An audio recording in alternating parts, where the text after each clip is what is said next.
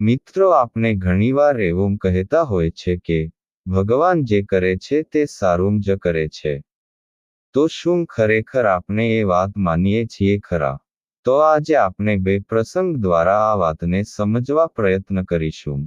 તો ચાલો આપણે પહેલો પ્રસંગ સાંભળીએ. પ્રસંગ 1.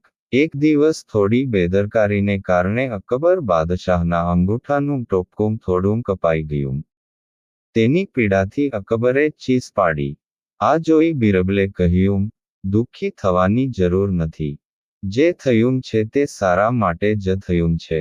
આ સાંભળી અકબર બાદશાહ ગુસ્સે થઈ ગયા અને બોલ્યા, મારો અંગૂઠો કપાઈ ગયો, મને ઘણી પીડા થાય છે અને તું કહે છે કે જે થયું તે સારા માટે જ થયું છે.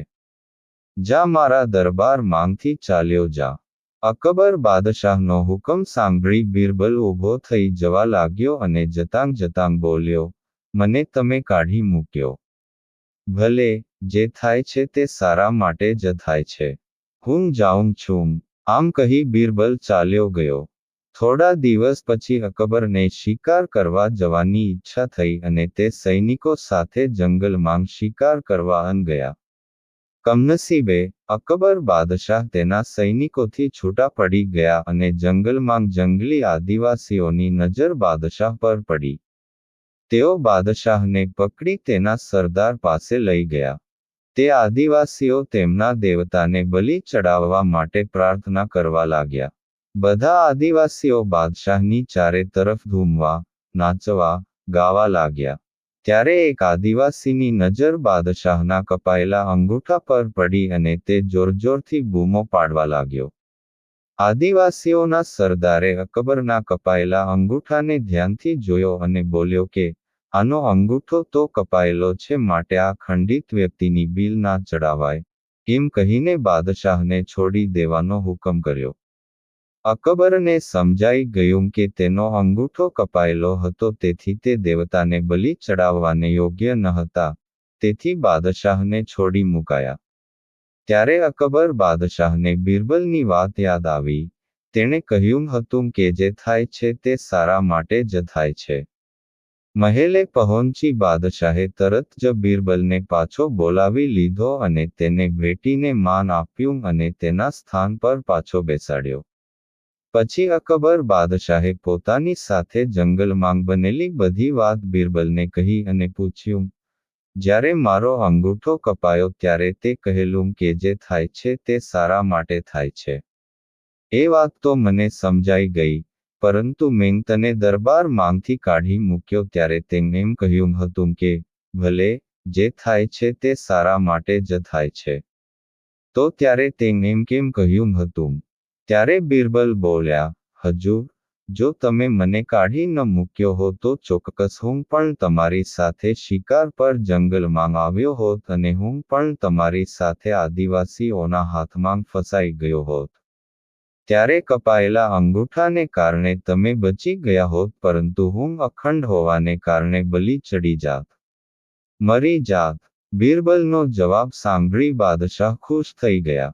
આ પ્રસંગમાં આપણે જોયું કે જો બિરબલ એવું માનતો હતો કે જે થાય છે તે સારા માટે જ થાય છે તો તેને જ્યારે દરબારમાંથી કાઢી નાખવામાં આવ્યો છતાં પણ તેનો આનંદ ગયો નહીં. હવે આપણે બીજો એક પ્રસંગ સાંભળીએ. પ્રસંગ 2. એકવાર એક ખેડૂતનો ઘોડો ભાગી જાય છે.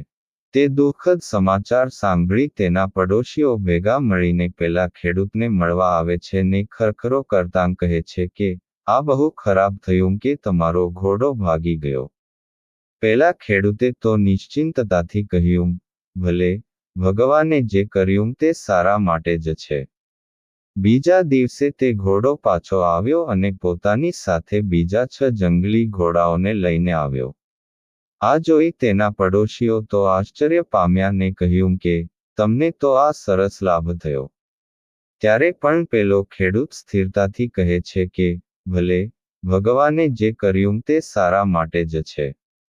બીજા દિવસે ખેડૂતનો દીકરો એક જંગલી ઘોડા પર સવારી કરી રહ્યો હતો પણ થોડી જ વારમાં તે જંગલી ઘોડાએ તેને નીચે પાડી દીધો ને આમ ઘોડા પરથી નીચે પડવાથી તે દીકરાનો પગ ભાંગી ગયો. આ ઘટના પછી પાછા તેમના પડોશીઓ તેમને આશ્વાસન આપવા આવ્યા કે બહુ દુઃખ થયું કે તમારા જુવાનજોધ દીકરાનો પગ ભાંગી ગયો. પણ પેલા ખેડૂતે તો દુઃખી થયા વગર કહ્યું, ભલે, ભગવાને જે કર્યું તે સારા માટે જ છે. આવા પ્રસંગે પણ તેનો આનંદ ગયો નહીં, તેને ચિંતા થઈ નહીં.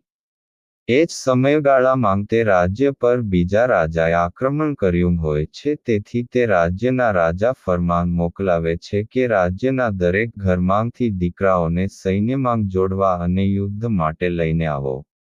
દરેકના દીકરાઓને પકડી લશ્કરમાં ભરતી કરો.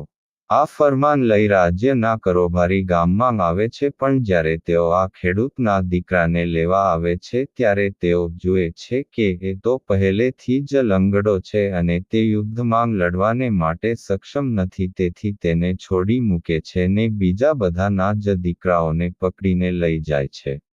આમ બધાના જ દીકરાઓ પોતાની ઈચ્છા વિરુદ્ધ પણ રાજા લઈ જાય છે.